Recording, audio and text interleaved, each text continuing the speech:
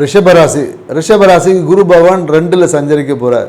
So இப்போ 2ல் சஞ்சரிக்கும் போது என்ன நடக்கும்னா, உங்களுக்கு வர வேண்டிய வருமானத்தை உங்கள் வாழ்க்கை துணைக்கு நீங்கள் கொடுக்குவதாக இருக்கும். அப்போ என்ன பண்ணுங்கன்னா, உங்கள் மனைவியோட அக்கௌண்ட்டை பயன்படுத்துங்க. இதை தான் நம்ம சொல்கிறோம். மேலும் என்னென்னாக்கா, மனைவியோட ஆன்மீக சுற்றுலா செல்வதற்கு வாய்ப்புகள் அதிகமாக இருக்குது. மேலும் என்னென்னாக்கா, மனைவி பேரில் வீடு வாங்கி கொடுப்பீங்க. இது எதுவுமே ரிஷப ராசிக்காரர்கள் அவங்க பேரில் வாங்க மாட்டீங்க, உங்களுடைய வாழ்க்கை துணை பேரில் தான் அமைச்சு கொடுப்பீங்க. அப்போ எனக்குன்னு எதுவும் நடக்காதா நீங்கள் கேட்கலாம். உங்கள் பேரில் இருக்கக்கூடிய பணம் இன்னொருத்தருக்கு போகும். ஏன்னா 8க்குரியவர் 2ல் இருக்கிறதுனால இந்த நிகழ்வு நடக்கும். அதே போல் என்னென்னாக்கா, திடீர் அதிர்ஷ்டங்கள் என்பது கண்டிப்பாக ஏற்படும். அதே போல் லாபம், மன மகிழ்ச்சி இந்த காலகட்டத்தில் பெருக்கும். ஸோ இதுக்கு என்ன பண்ணலாம் அப்படின்னா, பண்ணலான்றதுக்கெல்லாம் பண்ணக்கூடாது தான்.